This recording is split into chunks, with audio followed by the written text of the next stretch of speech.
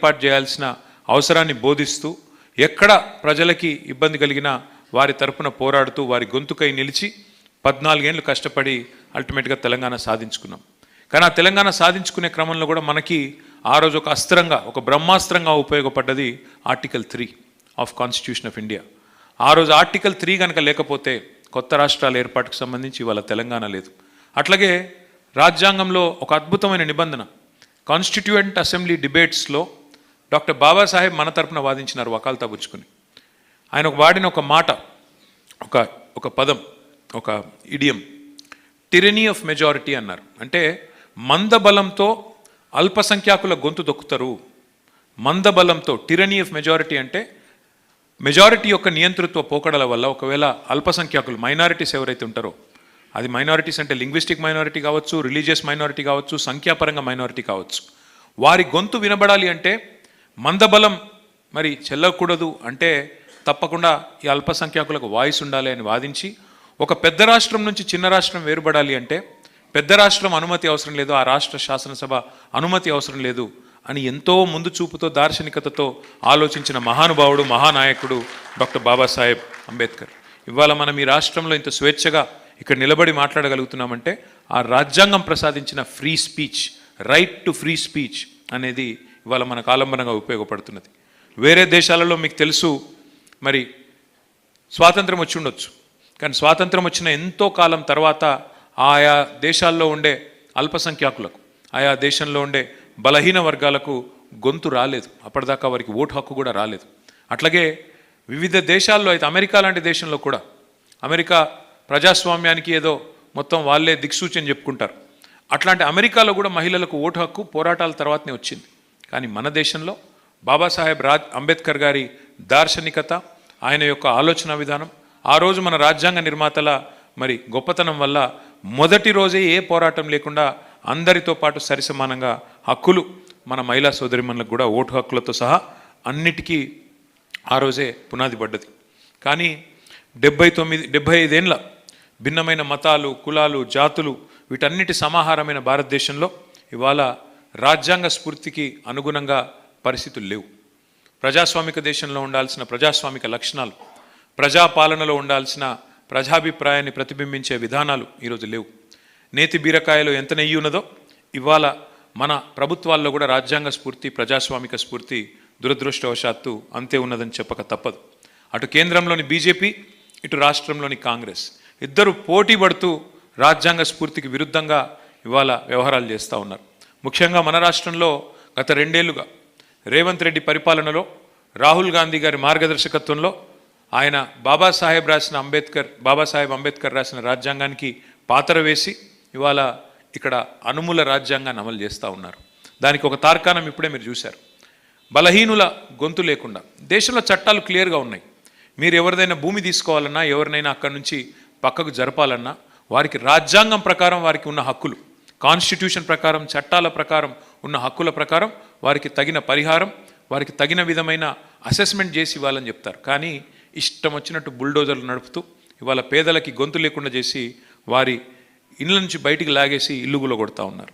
అట్లాగే హైడ్రా పేరిట, మూసీ పేరిట లూటీకి తెరలేపి వారికి చట్టం ప్రకారం ఇవ్వాల్సిన పరిహారం కూడా ఇవ్వకుండా ఇష్టం వచ్చినట్టుగా భూములు లాక్కునే పరిస్థితి. లగచర్లలో గిరిజన ఆడబిడ్డల్ని అవమానించిన పద్ధతి, ఇండ్లల్లోకి పోయి అర్ధరాత్రి గిరిజన ఆడబిడ్డల్ని తొక్కేసిన పద్ధతి, వారి మానానికి భంగం కలిగించే విధంగా వారిని అవమానించి వారిని ఇష్టం వచ్చినట్టుగా తాకరాని చోట తాకి ఈరోజు ఒక దుశ్శాసన పర్వానికి తెరలేపిన వైనాన్ని మనం గమనిస్తూ ఉన్నాం.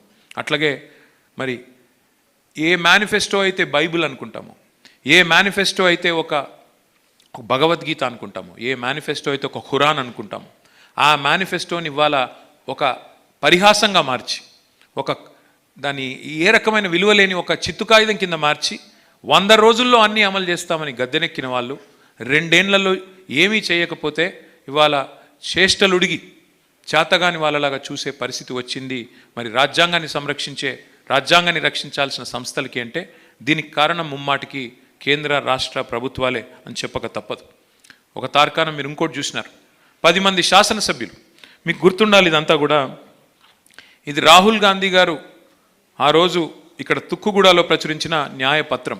ఏమన్నారు ఇందులో? ఎవరైనా ఒక పార్టీలో గెలిచి ఇంకో పార్టీలోకి ఫిరాయిస్తే వారి పదవి ఆటోమేటిక్గా తీసేస్తాం, వారికి ఇంకా అసలు కోర్టుకు పోవాల్సిన అవసరం లేదు, పోరాటాలు చేయాల్సిన అవసరం లేదు అని ఆయన వేదిక మీద చదువుతున్నాడు. ఆయన వెనకాలనే మా పార్టీ నుంచి 2-3 పార్టీ మారిన వాళ్ళు ఆయన వెనకాల కూర్చున్నారు రాహుల్ గాంధీ యొక్క ద్వంద్వ ప్రమాణాలు, రాహుల్ గాంధీ యొక్క డబుల్ స్టాండర్డ్స్, కాంగ్రెస్ యొక్క దుర్మార్గమైన వైఖరికి ఒక ఉదాహరణ ఈ న్యాయపత్రం. దీని పేరు వాళ్ళ అన్యాయపత్రం అని మార్చుకుంటే అయిపోతుంది. న్యాయపత్రం లేదు. నేతి బీరకాయలు ఎంత నెయ్యి ఉన్నదో న్యాయపత్రంలో అంతే న్యాయం ఉన్నది. అట్లాగే మీరు చూశారు నిన్నగాక మొన్న రేవంత్ రెడ్డి గారు ముఖ్యమంత్రిగా మాట్లాడాల్సిన వ్యక్తి ఒక బహిరంగ సభలో పిలుపిస్తున్నాడు. ఒక ప్రధాన ప్రతిపక్ష పార్టీ యొక్క జెండా గద్దెలను కూల్చేయండి అని పిలుపునిస్తున్నాడు. ఇది రాజ్యాంగ హననం కాదా? ఇది రాజ్యాంగ విలువల పతనానికి నిదర్శనం కాదా? ఏ వ్యక్తి అయితే ముఖ్యమంత్రిగా ఉన్నాడో, ఏ వ్యక్తి అయితే హోంమంత్రిగా ఉన్నాడో, ఏ వ్యక్తి అయితే శాంతి భద్రతలను పరిరక్షించాలో జెండా గద్దలను కూల్చేయండి అని పిలిపిస్తున్నాడంటే ఇది శాంతి భద్రతలను, అదేవిధంగా రాజ్యాంగ విలువలను పాతిపెట్టడం కాదా అని నేను అడుగుతా ఉన్నా. ప్రశ్నించే గొంతులను ఇవాళ వారి మీద అక్రమ కేసులు పెట్టి గొంతు నిలిమే ప్రయత్నం చేయడం, చివరికి 4th ఎస్టేట్గా పిలుచుకునే ప్రజాస్వామిక మరి దేశంలో 4th ఎస్టేట్గా పిలుచుకుంటాం మన జర్నలిస్ట్ సోదరులని. వారు తెలంగాణ ఉద్యమంలో కూడా మనతో పాటు కలిసి నడిచిన సోదరులు. వారిని వాళ్ళ టెర్రరిస్టుల మాదిరిగా గుంజుకపోయి ఏ మంత్రి పేరు చెప్పలేదు, ఏ అధికారి పేరు చెప్పకుండా ఏదో కథనం వస్తే అది యాజమాన్యాన్ని ప్రశ్నించాల్సింది పోయి ఇవాళ జర్నలిస్టులను టెర్రరిస్టులలాగా అరెస్ట్ చేసే రోజులు వచ్చినాయంటే ఇది రాజ్యాంగ విలువల హననం కాదా? అందుకే వారిని నేను కోరేది జర్నలిస్ట్ మిత్రులను కూడా, అబద్ధపు హామీలతో గద్దెనెక్కి మహిళలను, నిరుద్యోగులను, రైతులను, వృద్ధులను అందరినీ మోసం చేసి డిక్లరేషన్ల పేరిట ఎస్సీ ఎస్టీ డిక్లరేషన్ అని చెప్పి దళితులను, గిరిజనులను మోసం చేసి, బీసీ డిక్లరేషన్ అని బీసీలను మోసం చేసి, రైతు డిక్లరేషన్ అని రైతులను మోసం చేసి, యువజన డిక్లరేషన్ అని చెప్పి యువకులను మోసం చేసి 2 లక్షల ఉద్యోగాలు ఇస్తామని చెప్పి వారు ఉద్యోగాలు పొందిన తర్వాత మొత్తం మర్చిపోయి ఇవాళ రాజ్యాంగాన్ని పాతర వేస్తున్న రేవంత్ రెడ్డి గారి పాలన ప్రజాపాలన కాదు, ఇది రాజ్యాంగాన్ని పరిహసిస్తున్న రాక్షస పాలన అని చెప్పక తప్పదు. కర్రా రాజేష్ అనే ఒక యువకుడు కోదాడలో ఒక దళిత బిడ్డ, ఆయనని లాకప్లో హింసించి చంపిన రాష్ట్రం ఇవాళ రాష్ట్రంలో అట్లాంటి దుర్మార్గమైన పాలన నడుస్తున్నది. కర్రా రాజేష్ చేసిన తప్పేంది? ఆయన పేరు కర్రా రాజేష్ కావడం, దళిత కుటుంబంలో పుట్టడం ఆయన చేసిన తప్పు.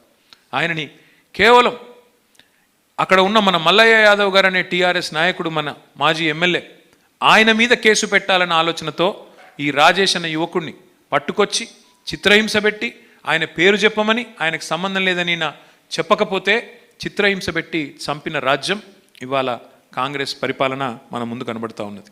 ఇప్పటికి 60 రోజులు గడిచిపోయింది. రాజేష్ చనిపోయి లక్అప్ డెత్ అయింది. కస్టడీలో చచ్చిపోయింది, పోలీస్ కస్టడీలో. ఇప్పటి వరకు ముఖ్యమంత్రి మాట్లాడాడు, స్థానిక ఎమ్మెల్యే, స్థానిక మంత్రి ఉత్తమ్ కుమార్ రెడ్డి మాట్లాడాడు, స్పందించాడు. ఇక ఖాడ్గే గారు ఉన్నారు, తెల్లారు లేస్తే చెప్పుకుంటారు మాకు దళిత నాయకుడే మా జాతీయ అధ్యక్షుడు. మరి ఒక దళిత యువకుడు ఇక్కడ లాకప్ డెత్ అయి చచ్చిపోతే తెలంగాణలో ఖార్గే గారు కూడా మాట్లాడరు. అందుకే చేతిలో రాజ్యాంగాన్ని పట్టుకొని తిరిగే రాహుల్ గాంధీని మనం అడగాల్సిన టైం వచ్చింది. ఇదేనా మీరు రాజ్యాంగాన్ని రక్షించే పద్ధతి? మా ఎమ్మెల్యేలను గొర్రెలను కొన్నట్టు కొనడమే మీరు రాజ్యాంగాన్ని రక్షించడమా? లాకప్ డెత్ చేసి తెలంగాణలో దళిత యువకులను చంపడమే మీరు రాజ్యాంగాన్ని రక్షించడమా? లగచర్లలో మా ఆడబిడ్డలు, గిరిజన ఆడబిడ్డల్ని ఇళ్లలోకి చొరబడి వారి వ్యక్తిత్వ హననం చేయడం, వారిని చివరికి వారి మానాలకు ప్రాణాలకు రక్షణ లేకుండా ఇష్టం వచ్చినట్టు చేయడమేనా రాజ్యాంగాన్ని రక్షించడం? తమ భూముల కోసం తాము పోరాడుతుంటే మా భూములు ఇవ్వం అని చెప్పి బాధపడుతూ రైతులు తిరగబడితే వారిని 40 రోజులు జైల్లో పెట్టడమేనా మీరు చెప్పే సంవిధాన రక్షణ అని రాహుల్ గాంధీని అడగక తప్పని పరిస్థితి. కానీ ఒకటి మాత్రం వాస్తవం, దొందే. ఇటు రాజ్యాంగ హననం విషయంలో, రాజ్యాంగాన్ని బొందబెట్టే విషయంలో, ఖననం చేయడంలో అటు బీజేపీ ఇటు కాంగ్రెస్ ఏమీ తేడా లేదు. అక్కడున్న బీజేపీ ఏమో ఇవాళ మతాల మధ్యన చిచ్చుపెట్టే ప్రయత్నం చేస్తున్నది. సోదర భావంతో ఇప్పటికి 80 ఏళ్ళు హిందూ, ముస్లిం, క్రిస్టియన్, సిక్కు అనే తేడా లేకుండా అన్నదమ్ముల్లా